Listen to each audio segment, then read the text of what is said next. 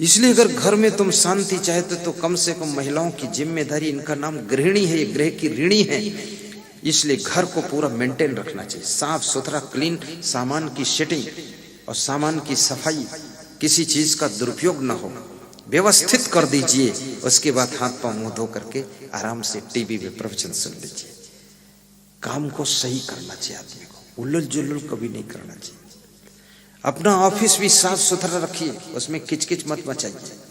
जहां जितनी ज्यादा सफाई होगी, शुद्धता होगी, सेटिंग होगी, एडजस्टिंग होगी, वहां पर गारंटी के साथ मैं कह सकता हूं लक्ष्मी की कभी कमी नहीं रहेगी, वहां धन वर्षा होती रहेगी। ये बहुत बड़े पुराण शास्त्र में मैंने पढ़ा था आज के 10-15 साल पहले। नारद जी और इंद्र जी दोनों साथ साथ में एक सरोवर के किनारे खड़े थे। उसी समय सरोवर के किनारे एक विमान उतरा। विमान से एक देवी स्वरूपा कोई मां बाहर निकली और सरोवर में जल लेकर प्रक्षालन कर रही थी। इंद्र जी ने कहा, नारद जी पूछो जरा ये कौन है? नारद जी ने कहा, आप पूछो ना। तो बोले, नहीं मैं इंद्र हूं, मेरे को नहीं पूछना चाहिए, तुम संत हो, तुम पूछ सकते हो, ऋषि मुनि हो, जाओ पूछो। तो नारद जी गए, पूछे कि तुम कौन हो देवी? ये विमान से उतरी हो सरोवर के किनारे, तुम्हारा क्या परिचय है? तो उसने कहा, मैं रंभा हूं, मैं लक्ष्मी हूं। यहां क्यों आई हो देवी? मैं दैत्यों के घरों को त्याग करके चली आई हूं। क्यों उनके घर को त्याग किया है देवी? नारद, मैंने इसलिए त्याग किया, उनके घर की स्त्रियां जूठी अंगुलियों से घी निकाल कर खाती है। सुनना बात को ध्यान से, ये लिखा है पुराण में। उनके घर की स्त्रियां झाड़ू अब लगाना बंद कर चुकी है। उनके घर की स्त्रियां कर्कश आवाज में बात करती है। उनके घर की स्त्रियां समय पर भोजन नाश्ता बनाती नहीं है, पुरुषों से प्रेम नहीं रखती है। उनके घर की स्त्रियां अतिथि का सत्कार नहीं करती हैं और उनके घर के लोग कठोर बोलना शुरू कर चुके हैं। उनके घर के पुरुष स्नान भी ठीक से नहीं करते, गंदे कपड़े पहनते हैं और उनके घर में इतनी मक्खियां बिदबिदाती रहती हैं कि अब मैं वहां नहीं रह सकती हूं।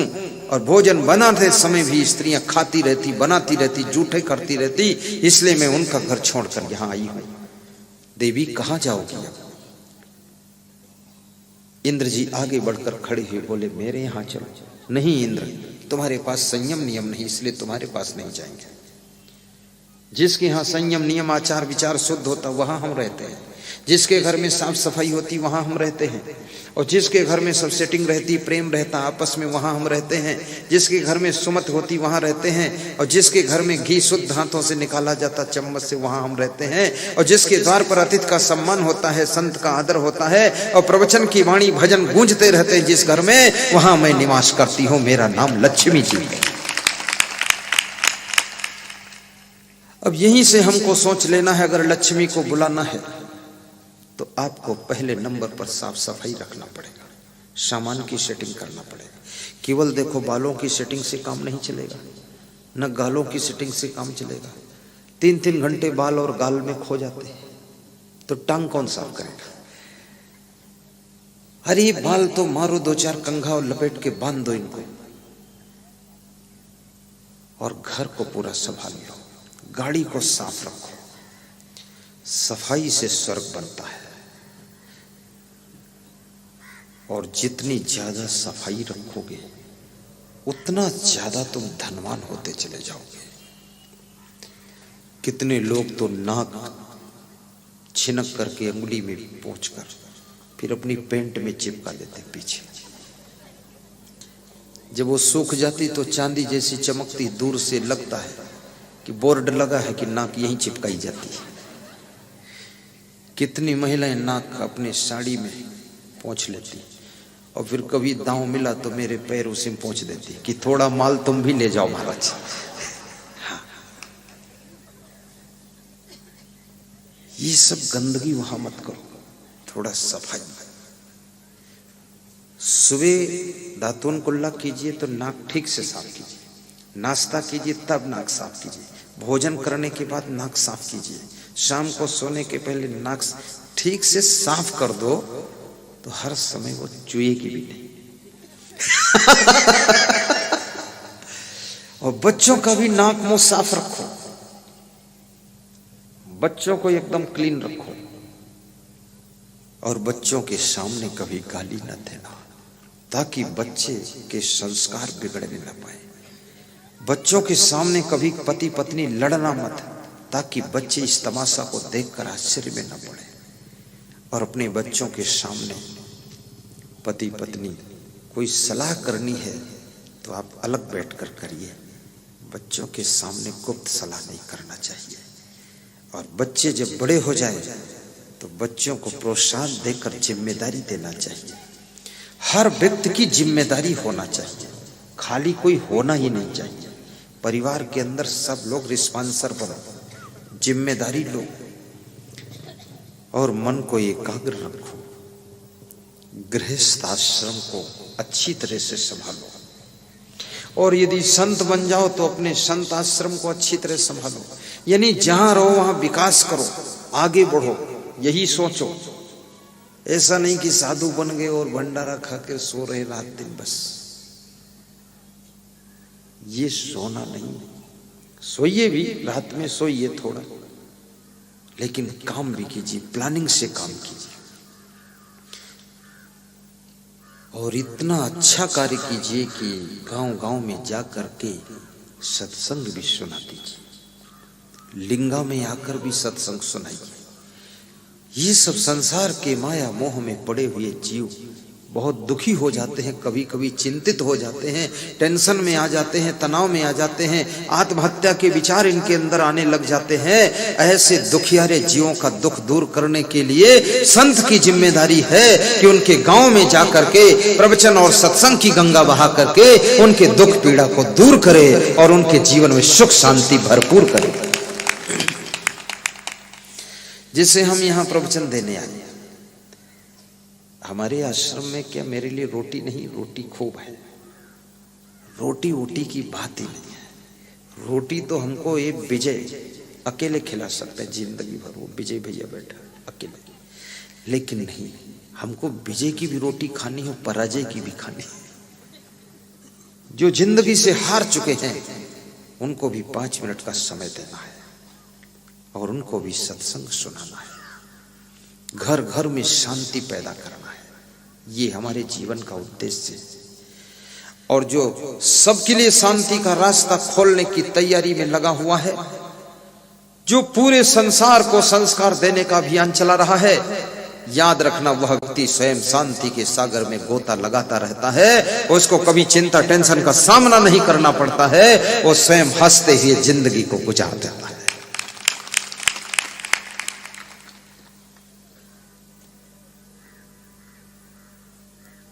मिलती है जिंदगी में सत्संगत कभी कभी, मिलती है जिंदगी। गा दूं बेले जी? सत्संगत कभी कभी, सत्संगत कभी कभी, सत्संगत जोर से गाइए। कभी मिलती है जिंदगी में, मिलती है जिंदगी में सत्संगत कभी कभी, चढ़ती है दिल में ज्ञान की रंगत कभी कभी, चढ़ती है। कृष्णा चौधरी गाइए, नागपुर से आए और दूर से ताली बजाइए इनके लिए, कृष्णा चौधरी साहब। चढ़ती है दिल में ज्ञान की रंगत कभी कभी, चढ़ती है दिल में ज्ञान की रंगत कभी कभी, मिलती है जिंदगी में सत्संगत कभी कभी, मिलती है जिंदगी में सत्संगत कभी कभी दौलत के पीछे दौड़ना ज्यादा नहीं अच्छा, दौलत के पीछे दौड़ना बहुत सुंदर, ज्यादा नहीं अच्छा। देती गिरा गड्ढे में ये, देती गिरा गड्ढे में ये, दौलत कभी कभी मिलती है जिंदगी में। सत्संगत कभी कभी मिलती है जिंदगी में। सत्संगत कभी कभी चढ़ती है दिल में ज्ञान की रंगत कभी कभी चढ़ती है दिल में ज्ञान की बहुत सुंदर रंगत कभी कभी। कहीं रहना दौलत के लोभ में भी मत पड़ना। अच्छी तरह से कमाना, मेहनत करके कमाना, बुद्धि लड़ा के कमाना, लेकिन कोई घोटाला न करना। राजनीति में अगर लंबे समय तक तुम टिके रहना चाहते हो तो कृपया दो चीजों से बचो, दौलत और दूसरे की औरत। ये दो चीजें, ये राजनेताओं के लिए दाएं बाएं खतरे दोनों हैं, दौलत और दूसरे की औरत। जो नेता दूसरे की औरत में फंस गया वो भी समझो काम से गया, और जो नेता दौलत के घोटाले में फंस गए वो भी काम से गया।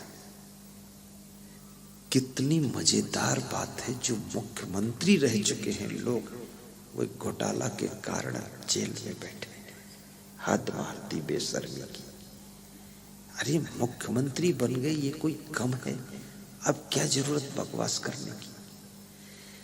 कितने लोग ऐसे हैं खुद के पत्नी है और दूसरे की पत्नी में फंस गए जाकर। अब दूसरे आदमी के साथ भी तो धोखा हुआ, दूसरे पत्नी पे कब्जा कर रहे हो, वो भी दुखी है। और पत्नियों को भी चाहिए कि जब तुम्हारा पति है तो दूसरे पुरुष में फंसने क्या जाएगा, कौन उसमें लड्डू रखा हुआ है। हाँ, ये भी सावधानी, कुछ नहीं है, सब बकवास है, फालतू काम है, झूठा आकर्षण है, सब अपना झूठा झूठा बना के, जैसे दुकान लोग सजा के बैठते हैं ऐसे सब। अब फैशन में आजकल आया है, वो नवयुवक लोग फैशन करता तो चारों तरफ बाल कटा देता है, पूरा बाईपास रोड निकाल दिया चारों तरफ, बीच में थोड़े बाल छोड़ता है, उड़ते रहते हैं, फुर फुर फुर फुर, ट्रैफिक सिपाही खड़ा है खोपड़ी के ऊपर। अब ये क्या फैशन बना रहे हो, फालतू बकवास में पड़ रहे हो, क्या जरूरत इस सब चीज की है। कोई हीरो और हीरोइन की आज तक मरने के बाद उसका नाम मिट गया, साथ में वो मरी और साथ में नाम भी मर गया। लेकिन मीराबाई के मरने के बाद आज 500 साल 600 साल बाद भी उसका नाम है। शिवरी के मरने के बाद आज त्रेता युग की शिवरी, आज कलयुग में भी उसके नाम का सुमिरन किया जाता है। किसी हीरो के मरने के बाद उसकी कोई सम्मान नहीं, कोई इज्जत नहीं, कोई नाम नहीं, लेकिन 600 साल के बाद कबीर जैसे संत का नाम याद किया जाता है। 2500 साल के बाद भी बुद्ध को याद किया जाता है। 100 साल के बाद विवेकानंद को भी याद किया जाता है। सोचो तो अपन विवेकानंद क्यों ना बन जाओ? क्या जरूरत है कैटरीना बनने की? और ये हीरो हीरोइन करते क्या है, थोड़ा टांग टेढ़ी कर दिया, इधर कमर घुमा दिया, नाच दिया, झुक गए, और ये बाल इधर उधर कटिंग सेटिंग कर दिया और कपड़ा उटंग पहन लिया। ए पागल कहीं के, क्या मतलब? टेलरों को तो जरूर आराम मिल गई, चाहे उल्टा पलटा टेढ़ा पेढ़ा जैसा सिल दे वही फैशन है, चलो बेवकूफ हो जाओ, पहनो जाए। सब इधर उधर लटकन पटकन पड़ गए। मैं संत हूं और कभी फैशन वैशन कुछ नहीं, हमेशा यही कपड़ा पहनता। लेकिन 15 करोड़ लोग टीवी चैनल से हमको जानते हैं और 5 करोड़ 28 लाख यूट्यूब से जानते हैं, और जानते ही नहीं है, मानते भी। अब कभी भी ये एक्टिंग पैक्टिंग करने की जरूरत नहीं, ना सैया बलमों के गाना गाया कभी, ना ना कुछ नहीं।